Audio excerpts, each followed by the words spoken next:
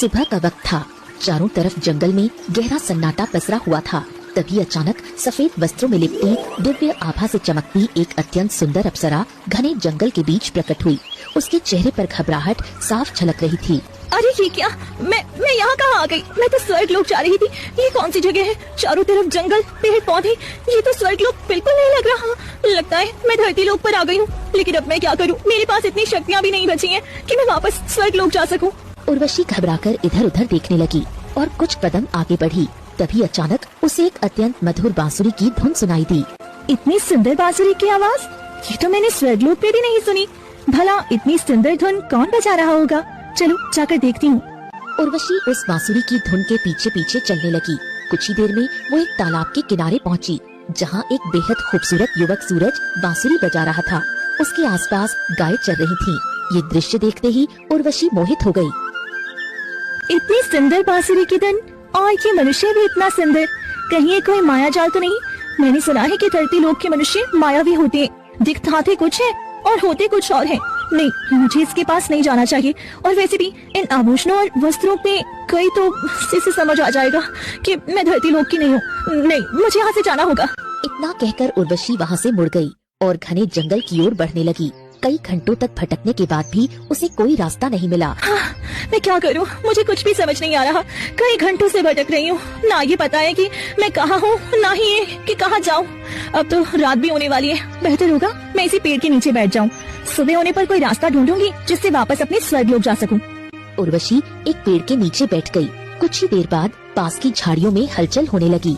ये देखकर उर्वशी घबराकर खड़ी हो गई। ये झाड़ी के पीछे क्या है? कौन हिला रहा है वह झाड़ियों को? तभी झाड़ियों के पीछे से एक खूंखार भेड़िया बाहर निकला। भेड़िए को देखते ही उर्वशी थर-थर कांपने लगी। अरे ये तो भेड़िया है। सुना था ये सबको मार डालता है और ये तो मेरी ही तरफ आ रहा है। मुझे यहाँ से भागना होगा। उर्वशी जान बचाकर गांव की ओर दौड़ने लगी और भेड़िया उसके पीछे पीछे दौड़ने लगा। भागते भागते उर्वशी एक झोपड़ी के सामने पहुंची। इस घर में तो कोई इंसान ही रहता होगा। उसने मुझे अप्सरा के बीच में देख लिया तो क्या होगा? अपना रूप बदल देती हूँ। उर्वशी ने जल्दी से एक साधारण स्त्री का रूप धारण कर लिया और सूरज बाहर आया। अरे ये तो वही युवक है जिसे मैंने तालाब के किनारे बांसुरी बजाते देखा था। क्या नहीं मैं उसी के पास आ गई? अरे इतनी खूबसूरत लड़की, ये तो कोई साधारण लड़की नहीं लगती। इतनी सुंदर लड़की तो मैंने अपने जीवन में कभी नहीं देखी। बचाओ बचाओ, मेरी रक्षा करो। अरे लेकिन क्या बात है? हुआ क्या हुआ? मेरे पीछे एक भेड़िया है। मैं मुझे नुकसान पहुंचाना चाहता है। भगवान के लिए मुझे अपने घर में रख लो। तभी झोपड़ी के अंदर से लता बाहर आई। अरे बेटी क्या हुआ? तुम इतनी घबराई हुई क्यों हो? एक भेड़िया मुझे मारना चाहता है। अच्छा ठीक है, घबराओ मत, तुम अंदर आओ। मैं अभी उसे सबक सिखाता हूँ, अंदर आओ। सूरज हाथ में डंडा लेकर बाहर निकला और भेड़िए की ओर बढ़ा। जैसे ही भेड़िए ने सूरज के हाथ में डंडा देखा, वो डर के मारे वापस घने जंगल में भाग गया। बड़ा आया था मासूम लड़की को परेशान करने। अरे सामने आ जाता तो टांगे काट देता तेरी। अच्छा हुआ भाग गया, डरपोक। जब भेड़िया वापस नहीं आया, सूरज अंदर लौट आया। देखो बेटा, ये कुछ बोल भी नहीं पा रही है। क्या बात क्या है? तुम इतनी परेशान क्यों हो? मैं इन्हें कैसे बताऊं कि स्वर्ग लोक की अप्सरा हूँ मैं? अगर सच्चाई बता दी तो कहीं ये लोग मुझे नुकसान न पहुँचाए। बेटी घबराओ मत, इस घर में कोई और नहीं है, सिर्फ हम माँ बेटा रहते हैं। तुम कहाँ की हो? तुम्हारे माता पिता कौन है? इतनी रात को घने जंगल में क्या कर रही थी? हाँ, देखो डरने की जरूरत नहीं है। हम तुम्हें कोई नुकसान नहीं पहुँचाएंगे। मेरा नाम उर्वशी है, इससे ज्यादा मुझे कुछ याद नहीं। मुझे नहीं पता मेरा घर कहाँ है। मैं तालाब के किनारे घायल अवस्था में पड़ी थी। शायद सर पर चोट लगने से मेरी याददाश्त चली गई है। अरे ये तो बहुत बुरा हुआ बेटा। अब ये कहाँ जाएगी? जब तक इसकी याददाश्त वापस नहीं आती, इसे हमारे घर में ही रहने दो। हाँ माँ, आप ठीक कहती हैं। इस हालत में किसी लड़की को अकेला छोड़ना ठीक नहीं है। मैं बहुत थक गई हूँ, मैं सोना चाहती हूँ। हाँ बेटी आओ, तुम मेरे कमरे में चलो, वहीं सो जाना। लता उर्वशी को अपने कमरे में ले गई। अरे हाय, ऐसा सौंदर्य मैंने कभी नहीं देखा। हाँ, हे भगवान, ये मुझे हो क्या रहा है? मैं इसके सौंदर्य पर इतना मोहित क्यों हो रहा हूँ? नहीं, मुझे खुद को संभालना होगा। कोई सहारा मांगने आया है, मैं उसे परेशान नहीं कर सकता। हाँ, सूरज भी अपने कमरे में चला गया। धीरे धीरे घर में सन्नाटा छा गया। उसी रात घने जंगल के भीतर एक अलग थलग झोपड़ी में एक तांत्रिका अघोर साधना में लीन थी। चारों तरफ हड्डियां और कंकाल बिखरे पड़े थे। सामने एक विशाल अग्नि कुंड धधक रहा था। तभी अचानक तांत्रिका ने अपनी आंखें खोली और जोर जोर से हंसने लगी। मैं जानती हूँ कि अब मेरी साधना पूरी होने वाली है। मैं परसों से इसी पल का इंतजार कर रही थी कि कोई भी स्वर्गीय शक्ति धरती पर पधारे, ताकि मैं उसकी बलि देकर सर्वशक्तिशाली बन जाऊं। आज मुझे पता चला कि स्वर्ग लोक की एक अप्सरा धरती लोक पर आ गई है। अब मेरी सारी मनोकामना पूरी होगी। अब उसे मेरे चंगुल से कोई नहीं बचा सकता। इतने में ही भेड़िया गुफा के सामने खड़ा हो गया। उसकी आंखों से आंसू गिरने लगे। ठीक है, मैं तुम्हें नहीं मारूंगी, लेकिन तुमने उस उर्वशी का पता लगाकर मेरा बहुत अच्छा काम किया है, इसलिए आज मैं तुम्हारी जान बख्श रही हूँ। लेकिन अगली बार अगर असफल होकर आए तो मैं तुम्हारा सिर धड़ से अलग करके इसी अग्निकुंड में डाल दूंगी। भेड़िया डर के मारे घने जंगल में भागा। तांत्रिका फिर जोर जोर से हंसी। फिर इसी तरह 2-3 दिन बीत गए और सूरज उर्वशी का अच्छे से ध्यान रखने लगा। फिर एक दिन सूरज तैयार होकर घर से निकला। तुम इतनी सुबह सुबह कहाँ जा रहे हो? मैं बांसुरी बनाकर बेचने का काम करता हूँ और साथ में सेठ की कुछ गाय भी चराता हूँ, तो बस काम पे जा रहा हूँ। मैं शाम तक आ जाऊंगा। सुनो, तुम खाना वाना खा लेना, अच्छे से आराम करना। मैं तुम्हारे परिवार वालों का भी पता करूंगा, ठीक है? ठीक है, तुम्हारा बहुत बहुत धन्यवाद। तुम मेरी इतनी मदद कर रहे हो, जबकि मैं तुम्हें जानती भी नहीं। इसमें अब जानने वाली क्या बात है? इंसानियत तो सबसे बड़ी बात होती है ना उर्वशी। तुम्हें इस तरह से घबराते देख जब हमें परेशानी हो रही है, तो सोचो तुम्हारे परिवार वालों का क्या हाल होगा। तुम्हारे बिना तो मैं सोच भी नहीं सकता। इसलिए चिंता मत करो, मैं किसी भी कीमत पर तुम्हें तुम्हारे घर तक पहुंचा कर ही रहूंगा, ठीक है? हाँ, चलो आराम करना, मैं आता हूँ, शाम तक आ जाऊंगा। फिर सूरज वहाँ से चला गया। मेरी माँ कहती थी कि इंसान बहुत बुरे होते हैं, लेकिन ये मेरी मदद करने के लिए इतना तैयार है। लगता है हर इंसान इतना बुरा भी नहीं होता जितना कि मेरे स्वर्ग लोक में सब कहते हैं। तभी लता आई। बेटी, क्या कर रही हो? आ जाओ घर के अंदर। यही सही मौका है। मुझे घने जंगल में जाकर अपने स्वर्ग लोक का रास्ता ढूंढना होगा। शायद कोई गुरुदेव मेरी मदद कर सके। क्या हुआ बेटी, तुम क्या सोच रही हो? माँ, मैं जाकर अपने माता पिता का पता करूँ। शायद कोई रास्ता या कुछ देखकर मेरी याददाश्त वापस आ जाए, जिससे मैं अपने परिवार वालों के पास लौट सकूँ। पर बेटी, तुम्हारी तो याददाश्त नहीं है। इस हालत में बाहर जाना ठीक नहीं। कोई बात नहीं, मैं थोड़ी देर में आ जाऊंगी, पक्का। ठीक है, पर ध्यान से जाना। उर्वशी घर से निकल पड़ी और घने जंगल की ओर बढ़ी। जंगल में चलते हुए अचानक मंत्रों की ध्वनि सुनाई दी। लगता है कोई साधु महाराज हैं जो यहाँ मंत्र साधना कर रहे हैं। मुझे उनके पास जाना चाहिए, शायद वे मुझे सही मार्ग बता सके। तपस्वी साधु अपनी तपस्या में लीन थी। गुरुदेव, आंखें खोलिए, मुझे बताइए कि मैं कैसे अपने लोगों के पास लौट सकती हूँ। बिल्कुल बिल्कुल जा सकती हो। तुम स्वर्ग लोक जा सकती हो, लेकिन इसके लिए तुम्हें मेरे बताए हुए मार्ग पर जाना होगा। वहाँ से ही स्वर्ग लोक का रास्ता खुलता है। सच में? आपको पता है कि मैं अप्सरा हूँ? आपको बहुत बहुत धन्यवाद गुरुदेव। अब लगता है मैं स्वर्ग लोक वापस जा सकती हूँ। हाँ हाँ, क्यों नहीं। मैं सर्वशक्तिशाली हूँ और इस पूरे धरती का अंतर्यामी भी हूँ। अब चलो, मेरे पीछे चलो, मैं तुम्हें सही मार्ग दिखाता हूँ। आ जाओ। साधु आगे आगे चलते हैं और उर्वशी मुस्कुराते हुए उनके पीछे पीछे। थोड़ी देर में दोनों एक पुरानी झोपड़ी में पहुँचे। चारों तरफ हड्डियाँ और जलती हुई अग्नि है। गुरुदेव, ये कैसी जगह है? चारों तरफ हड्डियाँ हैं और ये अग्नि, ये कोई पवित्र जगह नहीं लग रही। नहीं नहीं, अरे कहाँ जाओगी? अब तुम्हारी मंजिल यही है, तुम यही रहोगी। अब तुम यहाँ से कहीं नहीं जा सकती हो। ये आप कैसी बातें कर रही हैं गुरुदेव? मुझे तो स्वर्ग लोक जाना था। ये कैसी जगह है? नहीं, मुझे यहाँ नहीं रहना, मुझे वापस जाना है। इतने में सामने भयानक भेड़िया आकर खड़ा हो गया। ये भेड़िया, ये तो कल रात मेरा पीछा कर रहा था। ये यहाँ कैसे आ गया? तभी तेज रोशनी फैली और साधु तांत्रिका के रूप में बदल गई। ये क्या? तुम तो तंत्र विद्या करने वाली लग रही हो। मुझे जाने दो। तुमने मेरे साथ छल किया और मुझे धोखे से यहाँ बुलाया। हाँ, क्योंकि अब तुम कहीं नहीं जा सकती। नहीं, मुझे जाने दो, मैं यहाँ नहीं रह सकती। तुमने मेरे साथ धोखा किया है। क्योंकि मैं जान गई थी कि तुम उर्वशी हो और तुम धरती लोक पर आई हो। ये जो भेड़िया तुम्हारा पीछा कर रहा था, इसे तुम्हारी महक से ही पता चल गया कि तुम हमारी धरती लोक की नहीं हो। अब तुम कहीं नहीं जा सकती। मैं 2 दिनों के भीतर तुम्हारी बलि देकर सर्वशक्तिशाली बनने वाली हूँ। जैसे ही मेरी तंत्र विद्या की शक्ति और तुम्हारी स्वर्ग लोक की शक्ति मिलेगी, एक तीसरी शक्ति उत्पन्न होगी। उस शक्ति का मुकाबला धरती या आसमान के किसी भी देवी देवता से नहीं किया जा सकता। नहीं, मुझे जाने दो, ईश्वर के लिए मुझे जाने दो। इतने में ही तांत्रिका उर्वशी को लोहे की जंजीरों में कैद कर देती है। उन जंजीरों में अजीब सा जादू था, जिसके जकड़ते ही उर्वशी के शरीर से जैसे सारी शक्तियाँ ही मंद पड़ गयी, जैसे उन जंजीरों ने उसकी शक्ति को नष्ट कर दिया हो। अब तुम इस जंजीर से कभी नहीं निकल सकती। ये मेरी जादुई जंजीर है। अब तुम एक लाश हो, जिंदा लाश। नष्ट हुई सारी शक्तियाँ। अब बस आखिरी काम बाकी है, उसको भी बहुत जल्द कर दूंगी। समय धीरे धीरे बीतता रहा। वहीं दूसरी तरफ सूरज दिन भर की कड़ी मेहनत के बाद थका हारा शाम के वक्त अपनी झोपड़ी में लौटा। अरे बेटा, वो उर्वशी कहीं दिख नहीं रही। मैं उसे सब जगह ढूंढ चुकी, पर पता नहीं कहाँ चली गई। मैं उसे ढूंढ ढूंढ कर परेशान हो रही हूँ। लता का चेहरा डर से पीला पड़ चुका था।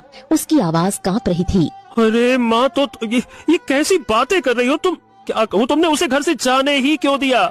उसकी याददाश्त नहीं है, और तुम तो जानती हो कि हमारे गांव के लोग, मुखिया, जमींदार, ठाकुर, ये सब किस तरह के हैं।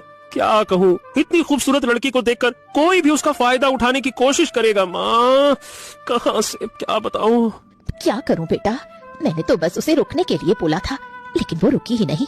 मुझे कुछ समझ नहीं आ रहा कि ये क्या हो रहा है। लता की आंखों से धीरे धीरे आंसू बहने लगे। उसकी चिंता और बेचैनी सूरज के दिल को भी झकझोर रही थी। रुको, मैं अपने गुरुदेव से जाकर पूछता हूँ। गुरुदेव तो अंतर्यामी हैं, उन्हें हर चीज का ज्ञान है कि कौन कहाँ है। गुरुदेव ही मुझे कोई रास्ता बता सकते हैं। संभल कर जाना बेटा, कोई अनहोनी ना हो। सूरज भागते हुए संत की झोपड़ी में पहुंचा। वहाँ संत ध्यान की मुद्रा में बैठे थे। जैसे ही सूरज ने प्रवेश किया, उनकी आंखें खुल गईं। क्या हो गया? बताओ पुत्र, तुम बहुत परेशान दिख रहे हो। सब कुशल मंगल तो है ना? अब गुरुदेव, आप तो अंतर्यामी है। अब आपसे कुछ भी कहने की आवश्यकता नहीं है, आप सब जानते हैं। लेकिन फिर भी मैं आपको बताऊं तो उर्वशी नाम की लड़की है जिसकी याददाश्त चली गई है। वो किसी खतरे में है। मैं उसी को ढूंढ रहा हूँ, लेकिन वो कहीं नहीं मिल रही। मेरी माँ भी बहुत परेशान है। वो अब तुम्हें मिल भी नहीं सकती। लेकिन कोई तो उपाय होगा ना महाराज। कहाँ गई है वो गुरुदेव? कुछ तो बताइए, कोई तो दिशा बताइए, कुछ इशारा दीजिए। हाँ, उसे इस धरती लोक पर सबसे खतरनाक तंत्र विद्या करने वाले त्रिलोचन ने उसे अपनी गुफा में कैद कर लिया है, और अब वो उसकी बलि लेकर एक तीसरी शक्ति उत्पन्न करने वाला है, जिससे वो सर्वशक्तिशाली बनना चाहता है। क्या? नहीं गुरुदेव, इतनी आसानी से मैं उर्वशी को मरने नहीं दे सकता। आप मुझे कोई भी रास्ता बताइए, जो भी रास्ता हो, जितना भी कठिन हो, मैं उसे बचाना चाहता हूँ। तुम एक मामूली इंसान हो सूरज। तुम भला इतनी बड़ी तंत्र साधना करने वाले त्रिलोचन का सामना कैसे कर पाओगे? नहीं कर पाओगे बच्चे। गुरुदेव, मैं इस तरह से किसी मासूम को मरने के लिए नहीं छोड़ सकता।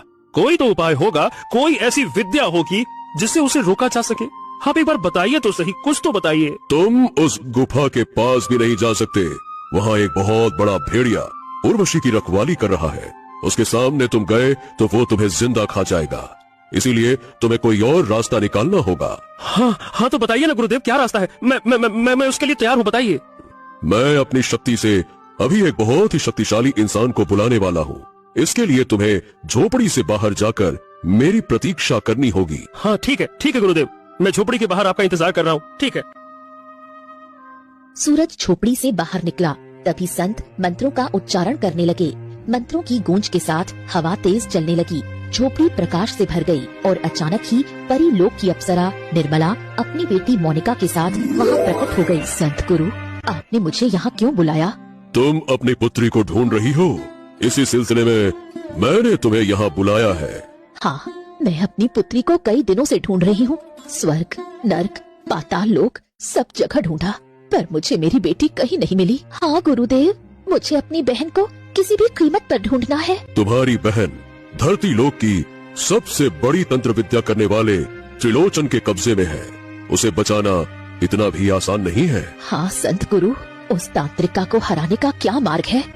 तुम दोनों के पास स्वर्ग लोक की शक्तियाँ हैं, लेकिन त्रिलोचन के पास तंत्र विद्या की शक्तियाँ हैं। झोपड़ी के बाहर एक सूरज नाम का मेरा शिष्य है।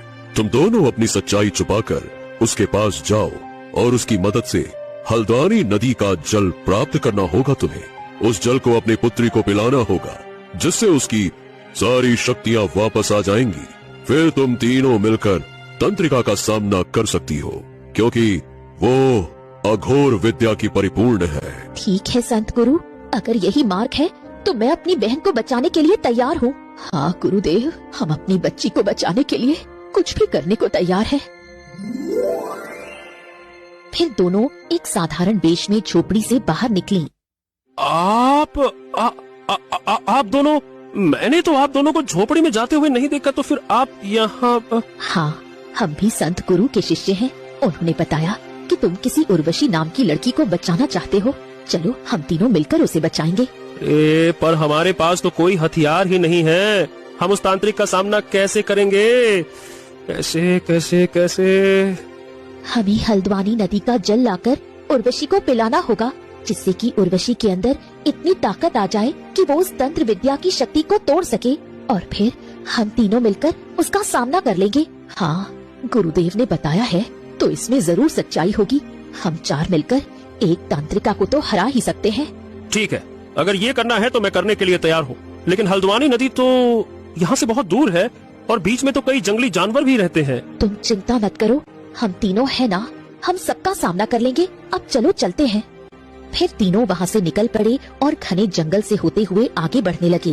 वैसे तुम्हारा क्या रिश्ता है उर्वशी के साथ, और तुम उसके लिए अपनी जान क्यों खतरे में डालना चाहते हो? हाँ, बस एक इंसानियत का रिश्ता है। वो मेरे पास मदद मांगने आई थी और उसकी याददाश्त चली गई है। अगर वो खतरे में रही तो ठीक नहीं होगा। इंसानियत का पहला फर्ज यही कहता है कि जो भी मुसीबत में हो उसकी मदद करनी चाहिए। सच में तुम बहुत अच्छे दिल के हो। चलो अब चलते हैं। तीनों लगातार चलते रहे। उन्होंने कई घंटों का सफर तय किया। तभी अचानक रास्ते में शेर की दहाड़ सुनाई दी। अरे ये क्या, यहाँ तो शेर की दहाड़ सुनाई दे रही है। हमें चुप रहना चाहिए और कहीं छुप जाना चाहिए, वरना ये जंगली जानवर हमें नुकसान भी पहुंचा सकता है। इधर आओ, इस तरफ। चिंता मत करो सूरज बेटा, मैं एक शिकारी की बेटी हूँ। इस जंगली शेर का सामना मैं अच्छी तरह कर लूंगी। तुम बस मेरे पीछे चलो। हाँ, हमें सतर्क रहना होगा, साथ रहकर ही आगे बढ़ना है। इतना कहकर तीनों धीरे धीरे आगे बढ़े, लेकिन तभी शेर अचानक उनके सामने खड़ा हो गया। उसकी तेज दहाड़ और भयानक रूप को देखकर सभी स्तब्ध रह गए। अब हम क्या करें? ये जानवर तो ये तो हमें खा जाएगा, ये तो हमें कच्चा चबा जाएगा। डरो मत बेटा। निर्मला ने धीरे से अपने हाथ ऊपर उठाए और जादुई मंत्र का उच्चारण किया। हल्का तेज प्रकाश फैला। शेर डरकर खुद ही झाड़ियों में भाग गया। अरे ये क्या, ये तो हमें बिना नुकसान पहुंचाए खुद ही झाड़ियों में चला गया। ये कैसे हो गया?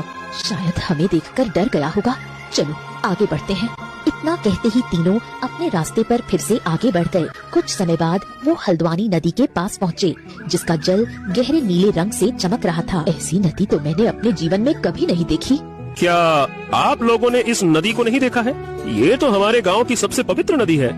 इसका जल बहुत ही शक्तिशाली और पवित्र है। हाँ हाँ, क्यों नहीं। चलो जल्दी से ये जल ले लो। फिर सूरज जल्दी से नदी का पवित्र जल ले लेता है। तीनों फिर वहाँ से निकलकर पुरानी झोपड़ी की तरफ बढ़ने लगे। जैसे ही पुरानी झोपड़ी में पहुँचे, भेड़िया हमला करने के लिए आगे बढ़ा। ओ, ये तो वही भेड़िया है जो मेरे घर पर उर्वशी का पीछा कर रहा था। ये भेड़िया यहाँ क्या कर रहा है? ये कोई साधारण भेड़िया नहीं है, ये तांत्रिका की शिष्य है और वो उर्वशी की जान लेना चाहता है। ओ, ये आपको कैसे पता चला? अभी तुम्हें सारी सच्चाई पता चल जाएगी। तुम अंदर चलो। निर्मला अपनी दिव्य शक्तियों का उपयोग करती है और भेड़िया वहीं गिर जाता है। ये क्या, आप लोग कोई साधारण इंसान नहीं लग रहे। मतलब आपके पास ये अद्भुत शक्तियाँ हैं, ये कैसे? हाँ, क्योंकि हम लोग इस धरती लोक के नहीं हैं। अब तुम अंदर चलो। सूरज हक्का बक्का रह गया। वो दोनों झोपड़ी के अंदर प्रवेश कर गए। भागकर सूरज भी साथ आया। तभी तांत्रिका खड़ी हो गई। तुम सब यहाँ क्या कर रही हो? चली जाओ यहाँ से। तुम्हारी हिम्मत कैसे हुई मेरी बेटी को अपने कब्जे में रखने की? छोड़ दो मेरी बेटी को, वरना मैं तुम्हें जान से मार दूंगी। सूरज और निर्मला का साहस देखकर तांत्रिका थोड़ी झिझकी, तभी निर्मला उर्वशी की तरफ देखती है। उर्वशी बेहोशी की अवस्था में जंजीर में जकड़ी पड़ी थी। ये क्या, तुमने मेरी बेटी के साथ क्या किया है? तुम्हारी बेटी अब नहीं बच पाएगी, क्योंकि अब वो मरने वाली है। तांत्रिका की हंसी से गुफा का वातावरण भयावह हो गया। वो दोनों तांत्रिका को अपनी बातों में उलझाते हैं। तभी सूरज भागकर हल्द्वानी नदी का जल उर्वशी को पिलाता है। जैसे ही जल उर्वशी के शरीर में गया, उसकी आंखों में तेज रोशनी फैली। उर्वशी उठकर खड़ी हो गई और अपनी शक्तियों से जंजीर को तोड़ दिया। अरे ये क्या, ये जल ऐसा, मतलब इस जल में ऐसा क्या था कि तुम्हारे अंदर शक्ति आ गई? क्योंकि मैं कोई साधारण इंसान नहीं हूँ। ये जल बहुत पवित्र है। मैं अपनी शक्तियाँ भूल गई थी, लेकिन इस जल को पीते ही मेरी शक्तियाँ वापस आ गई। अब हटो, मैं इस तंत्रिका को जिंदा नहीं छोड़ूंगी। आखिर ये क्या रहस्य है? मुझे तो कुछ समझ में नहीं आ रहा। उर्वशी की आंखों में आक्रोश और शक्ति दोनों चमक रहे थे। तुम ठीक हो बहन? हाँ, मैं ठीक हूँ और आप दोनों को देखकर बहुत खुश हूँ। माँ, मुझे माफ कर दो। मैं बिना बताए स्वर्गलोक के लिए निकल गई थी। मुझे ऐसा नहीं करना चाहिए था। तुम लोगों का बहुत हो गया ये माँ बेटी का प्यार। अब तुम्हें कोई नहीं बचा पाएगा, और तुमने मेरे शिकार को होश में ला दिया। अब मैं तुम्हें ही जान से मारूंगी। तांत्रिका अपनी शक्ति का इस्तेमाल करती है और सभी पर हमला करती है। इतने में ही उर्वशी, निर्मला और मनिका अपनी शक्तियाँ एक साथ इस्तेमाल करके तांत्रिका पर हमला करती हैं। नहीं, तुम सबकी शक्तियाँ इतनी जबरदस्त कैसे हो सकती हैं? तुम ऐसा नहीं कर सकते। इतना कहकर तांत्रिका फिर हमला करती है। इतने में ही उन तीनों की शक्तियाँ इतनी जबरदस्त होती हैं कि तांत्रिका जलकर राख हो जाती है। अरे ये तो मर गई। लेकिन मुझे ये समझ में नहीं आया कि आप लोग स्वर्गलोक की अप्सराएं, मतलब कि ये कैसे? बेटा, मैं उर्वशी की माँ हूँ। ये मेरी बेटी मनिका और ये मेरी बेटी उर्वशी है। हम सब स्वर्गलोक की अप्सराएं हैं। मेरी बेटी गलती से धरती लोक पर आ गई थी, लेकिन तुमने उसकी बहुत मदद की। अब हम लोग चलते हैं। हाँ सूरज, तुम्हारा बहुत बहुत धन्यवाद। अब मैं अपने लोक के पास जाती हूँ। मुझे अपने लोक की बहुत याद आ रही थी। चलो माँ, चलते हैं। तभी तेज रोशनी फैली और तीनों ने पुराना रूप धारण कर लिया और तीनों वहाँ से गायब हो गए। वहीं सूरज उदास हो गया। हाँ, मैं क्या कहूँ। मैं तो उर्वशी से प्रेम करने लगा था, लेकिन उसे बता भी नहीं पाया। हाँ, चलो अच्छा ही हुआ कि नहीं बताया। अरे कहाँ वो अप्सरा और मैं कहाँ एक साधारण सा गाय भैंस बकरी चराने वाला, बांसुरी बेचने वाला साधारण मनुष्य। अरे ऐसा कोई मेल होता भी है क्या? हमारे प्रेम की कोई मंजिल नहीं है। चल सूरज, चल। सूरज उदास होकर अपने घर लौट आया। क्या हो गया बेटा? तुम बहुत परेशान लग रहे हो। उर्वशी मिली, वो तुम्हारे साथ नहीं आई क्या? हाँ, उर्वशी अब अपने माता पिता के पास चली गई। माँ बाप चिंता ना करो, सब ठीक है, अब सब ठीक है। फिर 1-2 दिन ऐसे ही बीत गए। सूरज हर समय उर्वशी के ख्यालों में खोया रहता, न खाता न सोता और हर पल उसकी याद उसे सताती रहती। बेटा, क्या हो गया? 2 दिन से देख रही हूँ, न ही तुम ढंग से खाते हो न पीते हो। क्या हुआ तुम्हें? नहीं माँ, इसमें कोई भी मेरी मदद नहीं कर सकता। ये मेरी अंदरूनी पीड़ा है। सूरज वहाँ से निकल पड़ा। सूरज तालाब के किनारे जाकर बैठ गया। अब ये मुझे हो क्या रहा है? मैं उर्वशी को भुलाने की कोशिश तो कर रहा हूँ, पर मैं उसे भुला क्यों नहीं पा रहा? आखिर हमारे प्रेम की कोई मंजिल नहीं है। मैं अब तभी उसे घुंघरुओं की आवाज सुनाई पड़ी। है? अरे ये घुंघरू की आवाज, ये कौन दे रहा है? सूरज ने पीछे मुड़कर देखा। उर्वशी साधारण कपड़ों में खड़ी थी। ये क्या? मुझे तो भ्रम हो रहा है। ये सच कैसे हो सकता है? उर्वशी, अब नहीं, तुम्हें कोई भ्रम नहीं हो रहा है। सूरज, मैं अब तुम्हारे पास आ गई हूँ। क्या क्या क्या क्या क्या क्या सच में? तुम सच में मेरे सामने हो? उर्वशी, तुम सच में हो? हाँ, मैं तुम्हारी सारी बातें समझती हूँ। तुम जितना भी मुझसे प्रेम की बातें करती हो ना मन में, मैं सारी बातें जान जाती हूँ। लेकिन जैसे ही मैं स्वर्गलोक में 2-3 दिन बिताकर आई, मुझे तुम्हारी कमी महसूस होने लगी। तुमसे प्रेम हो गया था मुझे भी। हाँ, ये सच है कि मुझे स्वर्गलोक में रहने के बाद पता चला, पर मैं अपने माता पिता से ये कहकर अब हमेशा के लिए धरती लोक पर आ गई हूँ, क्योंकि मैं भी तुमसे प्रेम करने लगी हूँ। क्या सच में? मैं कितना खुश हूँ। मैं बता नहीं सकता उर्वशी, मैं कितना खुश हूँ। मैं अब तुम्हें पाकर समझ गया कि मैं तुमसे बहुत प्रेम करता था, बहुत प्रेम। मैंने सोचा था कि हमारे प्रेम की कोई मंजिल नहीं है, इसीलिए मैंने नहीं, अब से हम दोनों पति पत्नी बनकर एक सुखमय और अच्छी जिंदगी जिएंगे, बाकी पिछले सारी यादें छोड़कर। फिर सूरज और उर्वशी ने विवाह कर लिया और खुशी खुशी अपना जीवन जीने लगे, हर दिन एक दूसरे के साथ प्रेम और अपनापन बांटते हुए।